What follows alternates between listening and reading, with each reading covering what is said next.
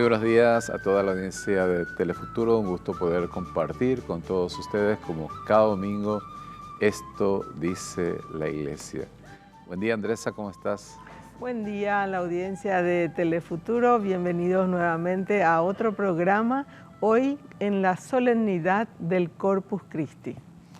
Muy bien, Corpus Christi, cuerpo de Cristo. Nos imaginamos que en todas las parroquias, esta solemnidad siempre se celebra solemnemente, valga la pena decirlo, ¿verdad? Porque se hace la alfombra de flores, realmente una fiesta grande. Para ello tenemos un invitado muy especial hoy, Andresa, que nos va a hablar justamente de este tema. El Concilio Vaticano II de la Dei Verbum justamente habla que la Iglesia nunca ha dejado de alimentar a sus hijos tanto de la mesa de la palabra y también de la Eucaristía.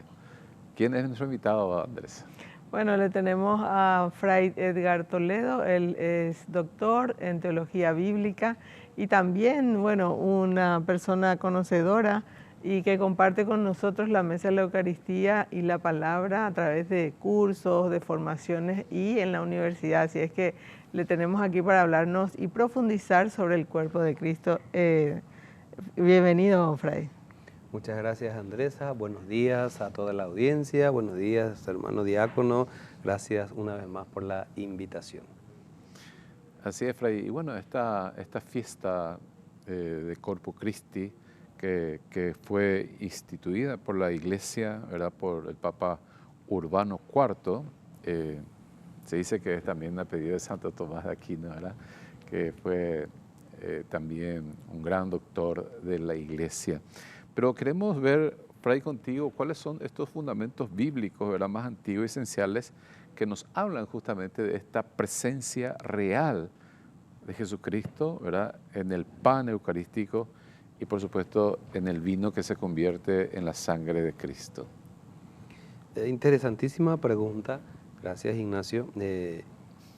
Nosotros en el mundo cristiano, y sobre todo cuando hablamos de cristianos, hablamos de católicos y todas las iglesias de tradición protestante, creemos en la presencia real de Jesús en la Santa Cena, como se llama Santa Cena en su tradición, y en el mundo católico la Eucaristía.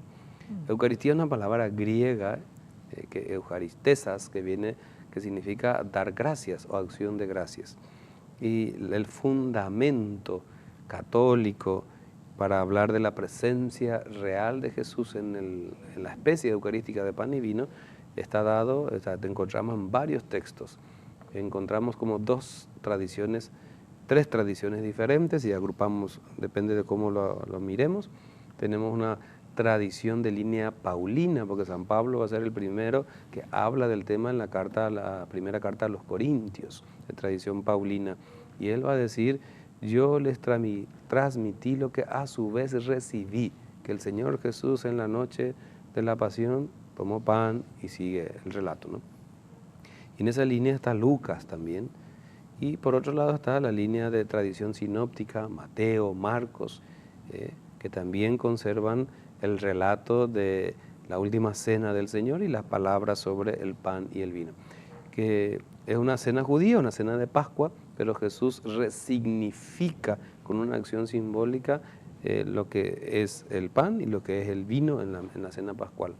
Y por otro lado tenemos la tradición más de Juan, tradición juánica, que habla que Juan no tiene el relato de la última cena, o sea, no tiene el relato de la institución, por decirlo así, pero sí tiene el texto del capítulo 6 sobre el discurso del pan de vida, donde Jesús claramente se identifica y dice: yo soy el pan vivo bajado del cielo, el que come mi carne, el que bebe mi sangre.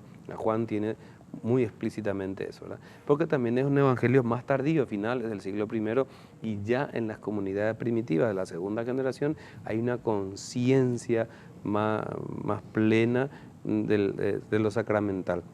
Pero en Pablo y en los sinópticos está comenzando esto, o sea, es un proceso de descubrimiento que llevó a los primeros cristianos a descubrir el significado real de lo que después, y muchos siglos después en la Iglesia, vamos a hablar en la teología dogmática de la Eucaristía como sacramento. Pero ya desde el primer momento Hechos de los Apóstoles cuenta también que los primeros cristianos se reunían a celebrar en las casas. La eclesía era en las casas, no había ni templo, ni iglesia, ni basílica. La iglesia era en las casas de familia. Entonces, la palabra técnica que se usa para referirse a la Eucaristía es la fracción del pan. O sea, el romper el pan y compartir el gesto que se hace en la cena judía, pero que Jesús también lo hace con sus discípulos. Entonces, hay muchos textos que hablan de eso, pero después llegar a fijar la doctrina sobre la Eucaristía, tendremos que esperar un par de siglos con los padres de la Iglesia y los concilios, porque se va a ir definiendo lo que se entiende por la presencia real de Jesús en la Eucaristía. Pero los primeros cristianos nunca pusieron en duda de que celebrando la cena del Señor lo hacían en su memoria, y cada vez que lo hacían, como dice Pablo, estaban proclamando la muerte y resurrección del Señor. Fray, hablaste justamente de Corintios. O sea, la carta a los Corintios es el más antiguo, diríamos, que nos habla de la cena del Señor, que los evangelios entonces, ¿verdad? Así mismo es, dentro de las cartas paulinas no es la primera es primera de Tesalonicenses, alrededor del año 50, Corintios probablemente alrededor del 55 después de Cristo, y es el primer texto que tenemos sobre la tradición de la Eucaristía, es decir, que recoge la práctica de que en las comunidades cristianas, Antioquía, Corintio, Éfeso y otros lugares, se celebraba la cena del Señor, o sea, la fracción del pan.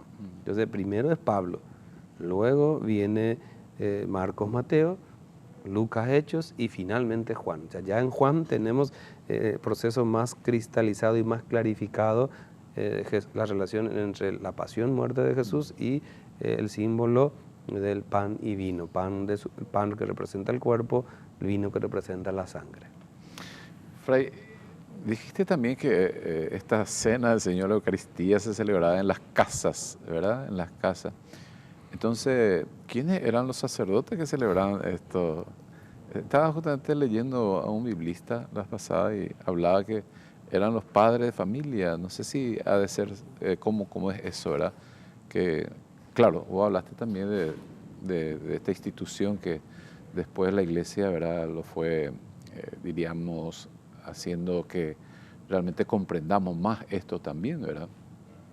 Sí, es una pregunta interesantísima, pero muy difícil de contestar aquí en unos minutos, ¿no? Entonces, tenemos que comprender que el cristianismo es de tradición judía, o sea, judeo-cristianismo. Entonces, en el judaísmo, todas las familias celebraban la Pascua, y el que presidía la oración era el padre de familia. Entonces, los judeo-cristianos, es decir, los judíos que aceptaron el mensaje de Jesús y fueron viviendo esta nueva manera de entender la palabra de Dios y su concepción de Dios, entonces siguieron con esa práctica. Para ellos no era ninguna cosa novedosa de que se celebrara la Pascua, la Cena del Señor, con las oraciones judías, pero ya le daban seguramente el significado nuevo que traía, que Jesús le dio, le resignificó. Más adelante en el mundo pagano, ahí sí quizás ya se tuvo que haber dado un giro más profundo para poder hablar de la celebración eucarística.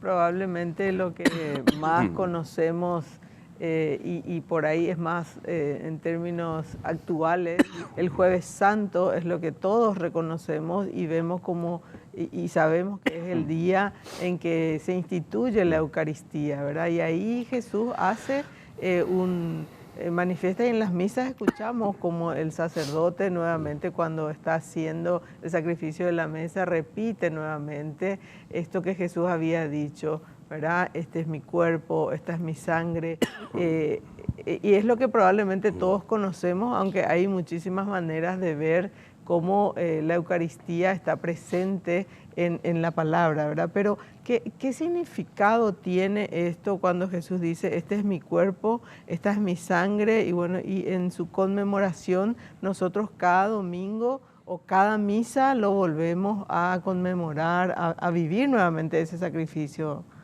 Fray. Gracias, Andrés. Sí, así es, muy interesante la pregunta y también el comentario, ¿no?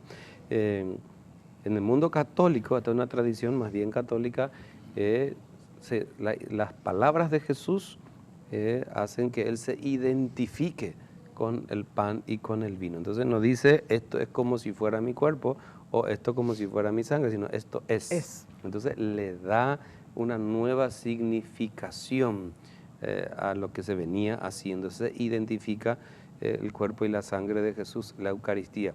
La Eucaristía, recordemos, una palabra técnica más tardía, pero que en su origen significa acción de gracias, acción de bendición.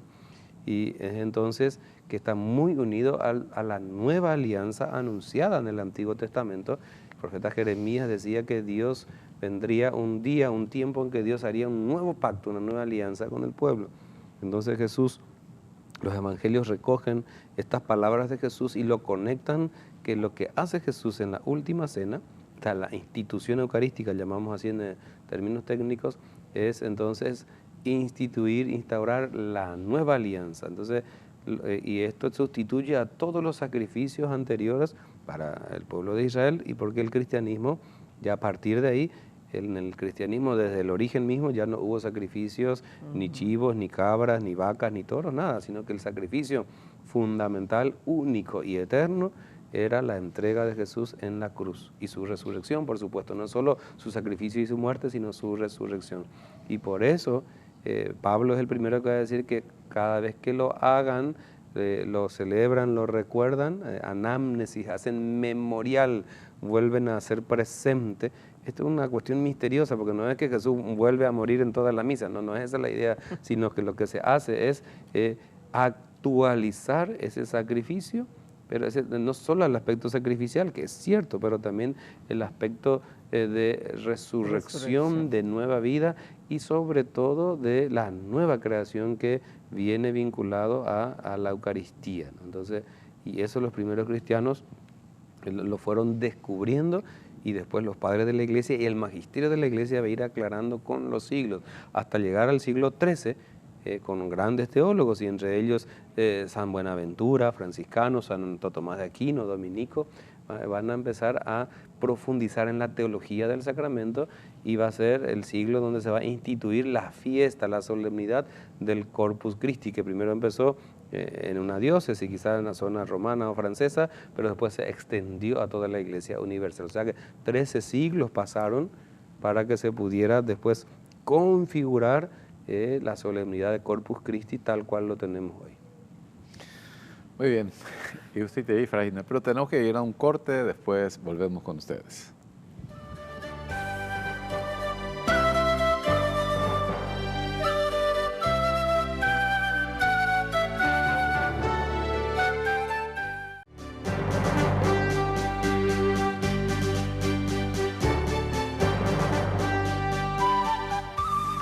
Y volvemos con todos ustedes en Esto Dice la Iglesia hoy, en la solemnidad del Cuerpo de Cristo.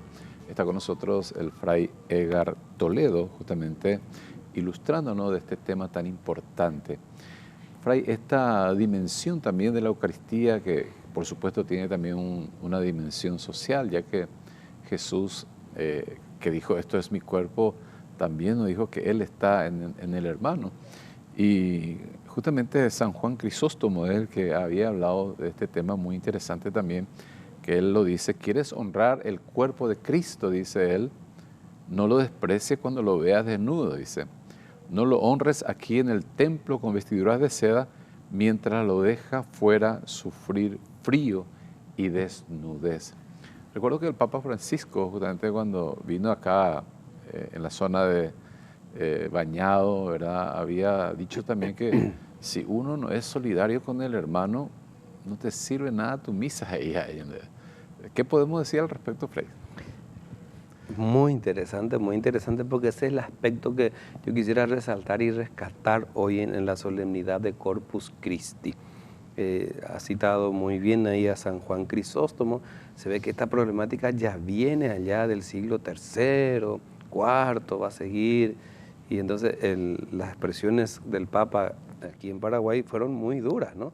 Mucha gente se escandalizó por esa expresión, ¿no? Si no amás al prójimo, al pobre, sobre todo al pobre, ¿no?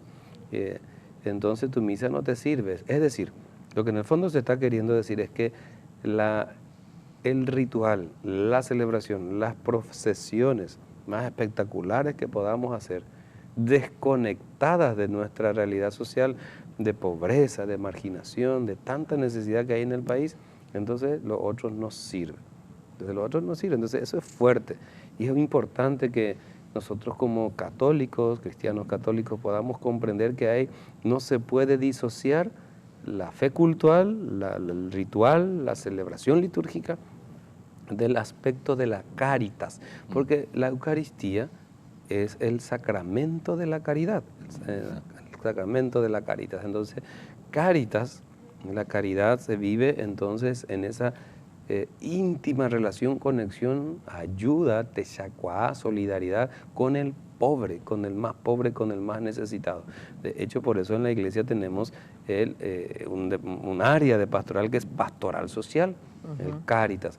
Todas las parroquias deberían tener su pastoral social, porque las tres patas de la evangelización, del proceso evangelizador, son el querigma, el anuncio, la que provoca la fe, la liturgia, la celebración de la fe, la diaconía y Cáritas, que es vivir esa fe, ponerlo en práctica, especialmente con los pobres y necesitados.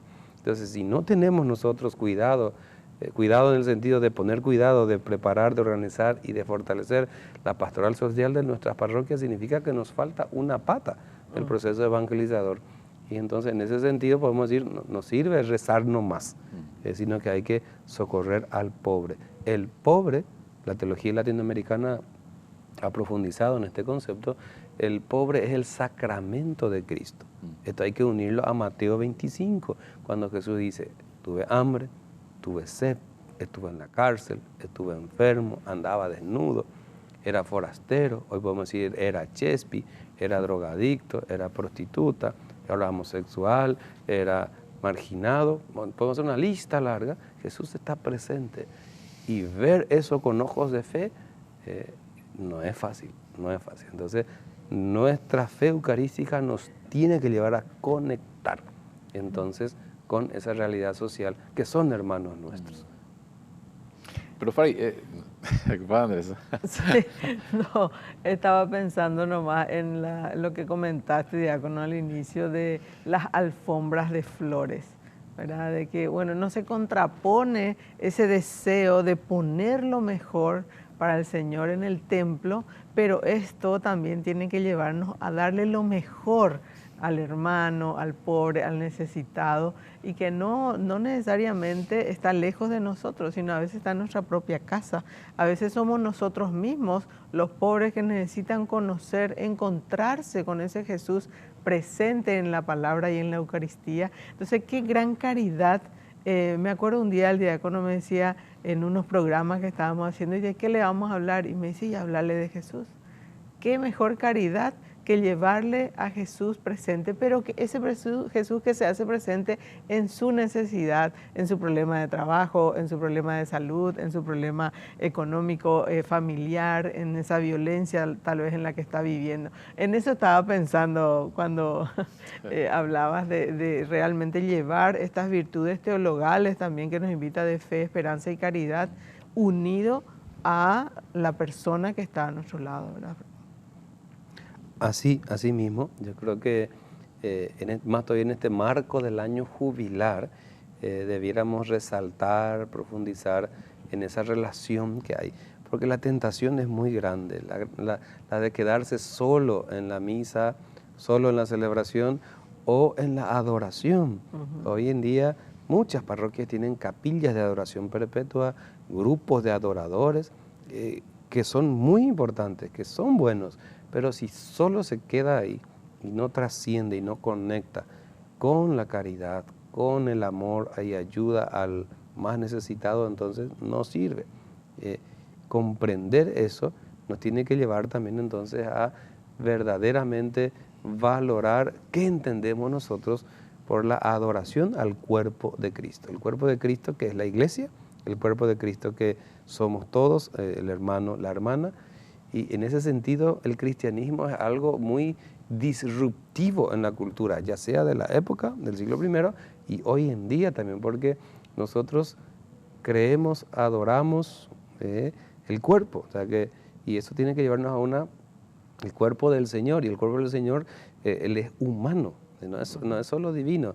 Este año también se cumplieron, hace poco celebramos los 1700 años de Nicea, cuando se definió que Jesucristo era verdadero Dios y verdadero hombre. Entonces, el celebrar el Corpus Christi es celebrar la humanidad de Jesús presente en su cuerpo y en su sangre. Más humano que eso no hay. Entonces, esto para nuestra espiritualidad también tiene consecuencias. Es decir, no podemos nosotros vivir una espiritualidad desencarnada, sino justamente la palabra se hizo carne y habitó entre nosotros. Entonces, nuestra espiritualidad cristiana, una espiritualidad más bíblica, en ese sentido de animación bíblica de toda la pastoral, nos tiene que llevar a una espiritualidad cada vez más encarnada, que pisa más tierra y que pone cuerpo a las cosas, en el sentido correcto de la palabra, claro. Hemos visto justamente, Fray, en el tiempo de la pandemia, esta solidaridad también de nuestra gente, las ollas populares que se hicieron. Realmente fue algo tan hermoso, ¿verdad? Nuestra gente. Y no solamente la gente cristiana, sino creo que todo el pueblo paraguayo estuvimos con eso también, ¿verdad? Creo que una expresión muy hermosa de nuestra fe y de nuestro amor al Señor y por supuesto a nuestros compatriotas, Fray. Así mismo, entonces esos gestos son muy buenos y fueron muy importantes. Mi cuestión siempre es, ¿verdad?, de que si algo es solo coyuntural y cuando hay necesidad extrema nomás sale lo bueno que tenemos, que es importante y tiene que salir, porque si ahí no sale, ¿cuándo más va a salir, verdad? Pero después en lo cotidiano, en lo habitual, entonces las consecuencias pastorales que tiene celebrar dignamente, seriamente Corpus Christi son muchas, ¿no? Tenemos que reflexionar en nuestras parroquias, comunidades y movimientos, por ejemplo, empezando mismo de ver cómo están dispuestas, por ejemplo, las acogidas o bienvenidas, es decir, cómo recibimos a los hermanos en nuestras celebraciones, por ejemplo, ¿no? Las discriminaciones que hacemos a veces por con quien se viste mejor y con quien viene descalzo o no tiene una ropa más decente, o por eso mismo no se quiere ir a la iglesia porque te dicen narecoico ya ahora y pon a mí, narecoico ya o tu pa a mí. Entonces, todo eso sigue presente a veces, ¿verdad? Viene una persona con traje, con saco y bueno, adelante Señor, le decimos, y si viene un pobre, eso también la carta de Santiago dice, viene un pobre y ni llama y dije seña. Entonces, esas contradicciones están presentes en nuestra comunidad. Entonces, hay que ir desterrando, eliminando esas prácticas porque lo que celebramos nos lleva a vivir como hermanos y hermanas iguales. Y esto es profundamente revolucionario porque nos invita a una fe radical. ¿Cómo podríamos, Fray, ir como adueñándonos o apropiándonos de esta práctica de que no solamente quede en un evento, en una espiritualidad arriba, allá en el cielo, sino algo más práctico? ¿Cómo podemos cultivar esta fe bíblica tal vez para poder llevar la Eucaristía también a nuestra vivencia cotidiana, a nuestro día a día, en nuestra comunidad? Y yo creo que has dado ya una clave. Hace más de 10 años, el CELAN ha invitado a toda la iglesia en América Latina y el Caribe a plantearse un nuevo modelo de hacer pastoral. Y este modelo se llama animación bíblica de la pastoral. Algunos hablan de las pastorales, otros incluso hablan de la animación bíblica de toda la iglesia. Es decir, que la palabra sea fuente, origen de todo lo que hacemos en la iglesia. Yo creo que una espiritualidad bíblica, que justamente es fruto de la animación bíblica de la pastoral, una espiritualidad bíblica enraizada en la palabra, nos va a ayudar a profundizar, a concretar y a superar las tentaciones de disociar o de hacer dualismos o de hacer espiritualismos que terminan tergiversando en nuestra fe. El Concilio Vaticano II tiene un precioso documento que también este año se están cumpliendo 60 años, la Dei Verbum, habla en los últimos números, habla de la veneración que siempre tuvo la Iglesia a la palabra y a la Eucaristía.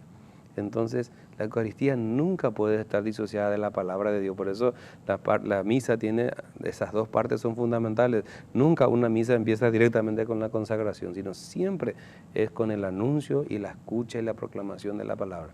Entonces, yo creo que hay que profundizar en el conocimiento de la palabra, de la Biblia, acercarnos al Señor.